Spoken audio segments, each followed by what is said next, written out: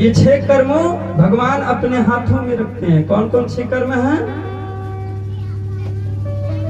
हानि लाभ जीवन मरण जस यप जस विधि हाथ।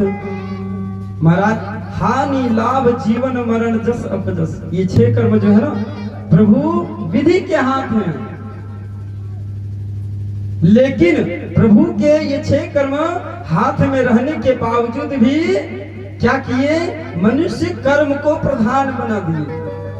बताए थे तब कि मनुष्य कर्म को प्रधान बना दिए। कैसे?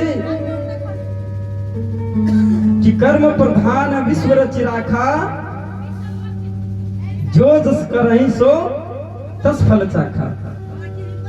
कि महाराज ये मनुष्य कर्म को क्या किए? प्रधान बना दिए।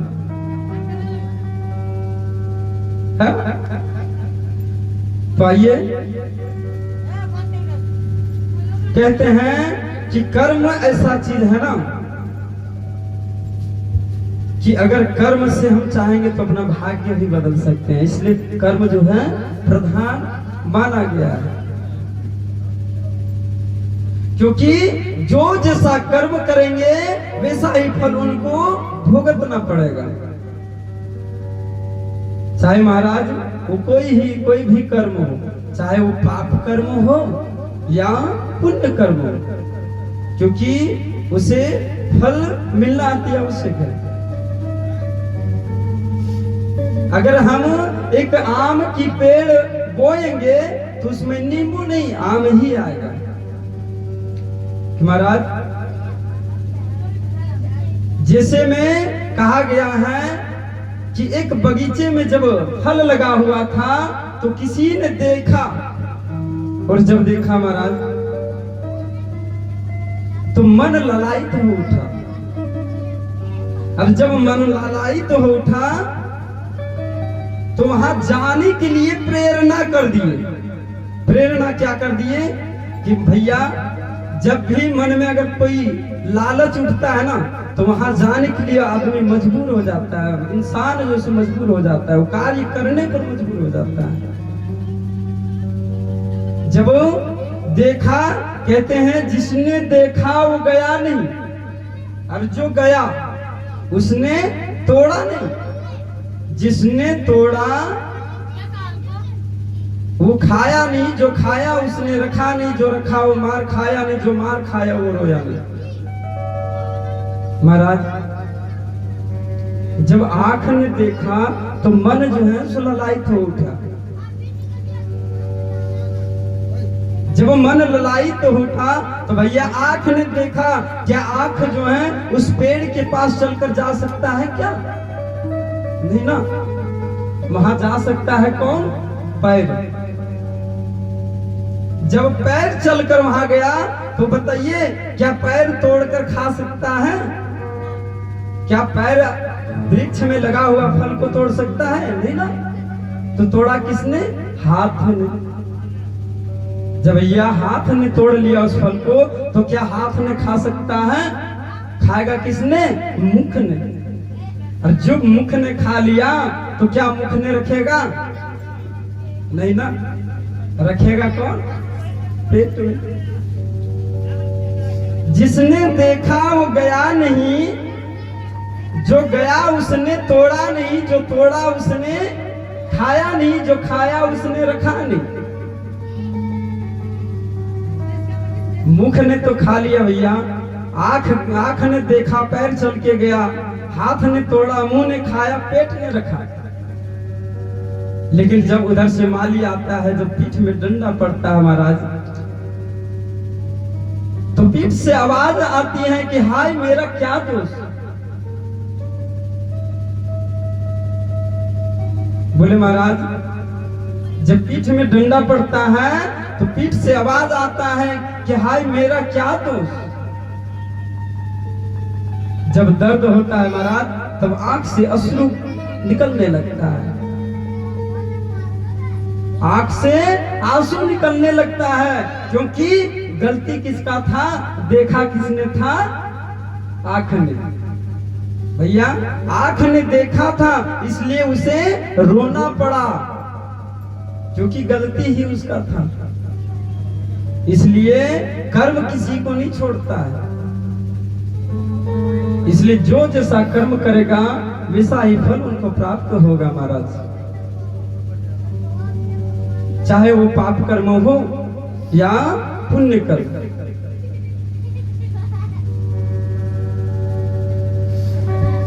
जब वो समय, जब शरीर से प्राण निकल जाता है ना, तब यमराज के दूत आकर उसके प्राण को क्या करते हैं, लेकर यहां से चले जाते हैं महाराज। जब शरीर से प्राण निकल जाता है तो यम के दूत जो हैं, यमराज के दूत जो हैं, वो क्या करते हैं, आत्मा को अपने पास में बांधकर यहां से निकल जाते हैं। और उस समय यमदूत सीधे धर्मराज जी के यहाँ पहुंचते हैं महाराज, सीधे धर्मराज के यहाँ। जब धर्मराज जी जब आदेश देते हैं कि इस प्राणी को, इस जीव को फिर से पृथ्वी लेकर जाओ, बोले कितने पहर में? बोले महाराज 2.5 पहर में, 2.5 मुहूर्त। पहले के लोग मुहूर्त ज्यादा जानते थे, 2.5 मुहूर्त, 3 मुहूर्त, 4 मुहूर्त है। तो जब यमराज आदेश दिए कि इस प्राणी को लेकर, इस जीव को लेकर फिर से पृथ्वी लेकर जाओ, बोले कितने पहर के लिए? बोले 2.5 पहर के लिए मात्र। बोले महाराज, अर्थात बोले 7.5 घंटा के लिए। और जब पृथ्वी लोक पर भेजा जाता है उस आत्मा को, उस जीव को ना, तो उस समय वह प्राणी देखता है, वहां पर मेरा शरीर पड़ा है, वहां पर मेरा परिवार रो रही है, मेरा सब परिवार रो रहा है, मेरा कुटुंब रो रहा है, मेरा जितने सगे संबंधी थे वो लोग रो रहा है।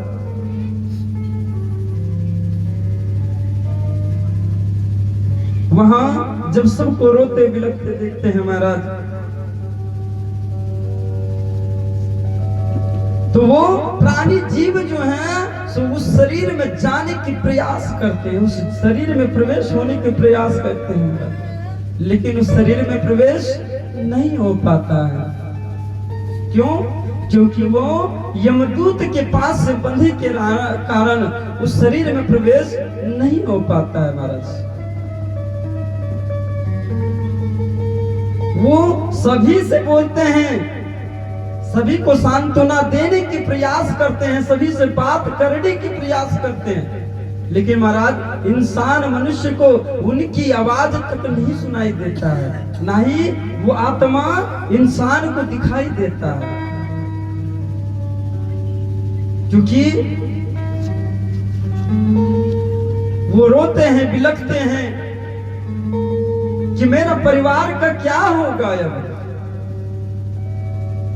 सभी परिवार से, अपने हिते नाते से जो वहां भी रहते हैं महाराज, उन सबों से जो है वो बात करने की चेष्टा करते हैं, लेकिन महाराज वो बात नहीं कर पाते हैं। गरुड़ जी पूछते हैं कि प्रभु, जब इतने प्रयास के बाद भी वो प्रवेश क्यों नहीं हो पाता है, क्यों नहीं कर पाता है प्रवेश? बोले हे गरुड़ जी, जिस प्रकार से एक मदारी बंदर के गले में सिकड़ से बांधकर अपने हाथ में पकड़ा रहता है ना, देखते हैं महाराज, जब बंदर नचाने के लिए आता है तो क्या करते हैं, उस बंदर को सिकड़ से बांधकर अपने हाथ में पकड़ के रखता है। उसी भांति यमराज के दूत क्या करते हैं, गले में सिकड़ बांध के रखते हैं, इसी कारण से वो शरीर में प्रवेश नहीं हो पाता है।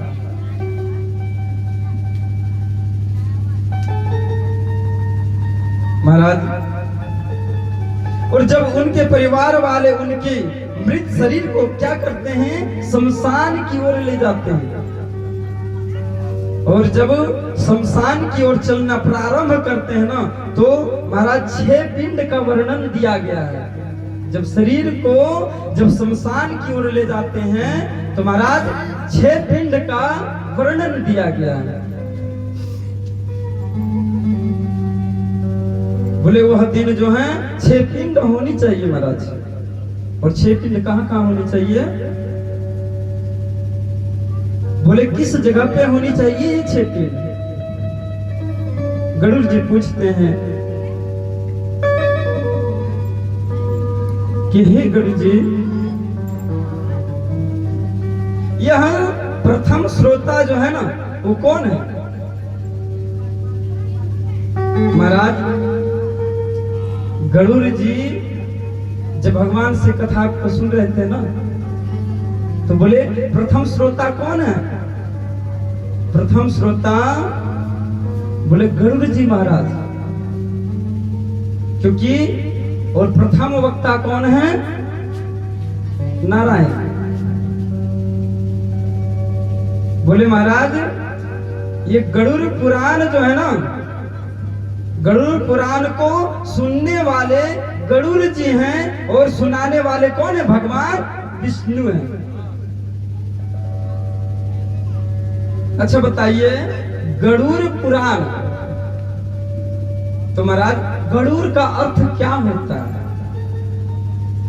गरुड़ है ना, जो कि डक्षर से आता है। पुराण का मतलब हो गया इतिहास। जो महाराज जो हमने उसे देखा नहीं, लेकिन उस चीज को हम पढ़ रहे हैं, मान रहे हैं। जैसे में पूर्वजों को हमने नहीं देखा, लेकिन पूर्वज हैं, ये चीज हम मान रहे हैं। पुराण का मतलब हो गया इतिहास। और गरुड़ का अर्थ क्या है? हम लोग कहते हैं ना कि भैया गरुड़ पुराण सुनने गए थे, गरुड़ पुराण कथा जो है श्रवण करने के लिए गए थे, सुनने के लिए गए थे। तो किसी ने पूछ देता है कि बताओ जब आप गरुड़ पुराण सुनने के लिए गए थे, कथा को श्रवण करने के लिए गए थे, तो क्या पंडित जी ने गरुड़ पुराण का अर्थ क्या होता है ये बताया? तो महाराज जब हम गरुड़ पुराण का अर्थ ही नहीं बताएंगे तो आप कहां से बताइएगा?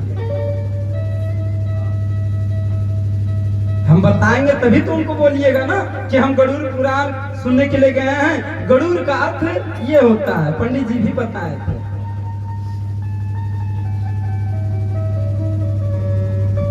महाराज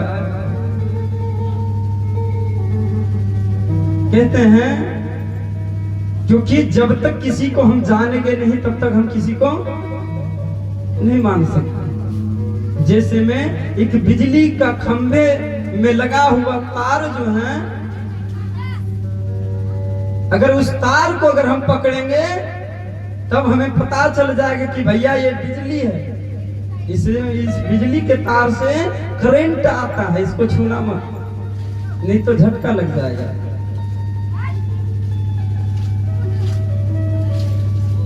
तो हम लोग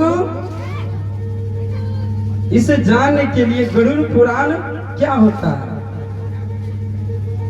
गरुड़ पुराण है क्या, गरुड़ पुराण का अर्थ क्या है? तो महाराज ध्यान देंगे, श्री गरुड़ पुराण, श्री का अर्थ यानी लक्ष्मी होता है महाराज। श्री का अर्थ लक्ष्मी होता है, लक्ष्मीवान।